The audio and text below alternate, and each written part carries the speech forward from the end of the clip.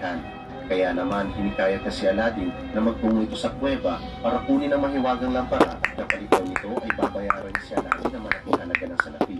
Walang pag-aatubiling tinanggap ito ni Aladdin dahil mayroon na rin siyang nararamdaman para sa prinsesa. Kinagabihan ay nagtungo na nga sila sa labas ng kuweba.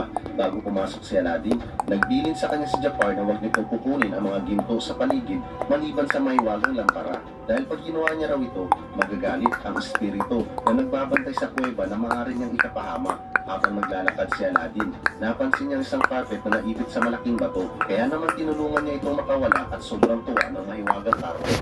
Pagkatapos ay umakyat na nga si Aladdin para kunin ang mahiwagang lampara. Aksidente niyang nailaglag ang isang ruby at nahulog ito. Na lang kahit papaano ay nakaligtas sila at humingi sila ng tulong kay Jafar. Pero sinabi ni Jafar na ibigay muna nito ang mahiwagang lampara sa kanya. Nang ibigay nito ni Aladdin, trinaydor siya ni Jafar sabay sinipa.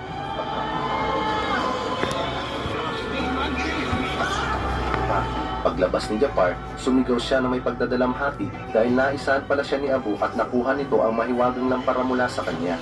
Nang hawakan ni Aladdin ang mahiwagang lampara, lumabas ang isang kulay asul na genie.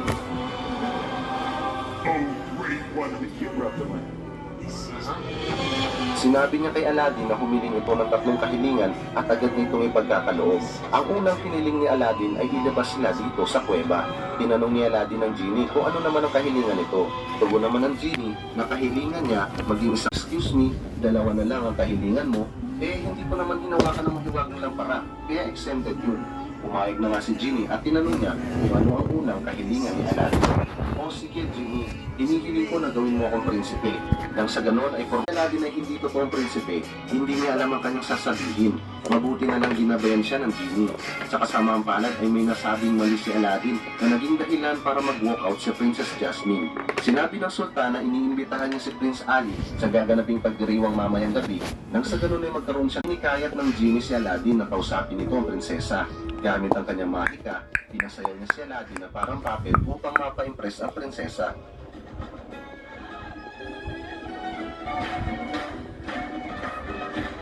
Pero sa kabila nito ay hindi pa rin ito naging sapat para sa prinsesa, sabay umalis siya. Sinabi ni Genie na puntahan niya ang prinsesa sa kanyang silid. Nagtungo na nga sila sa silid ng prinsesa at inaya ni Genie si Dahlia lumabas nang sa ganon ay makausap one-on-one ni Aladdin sa Princess Jasmine.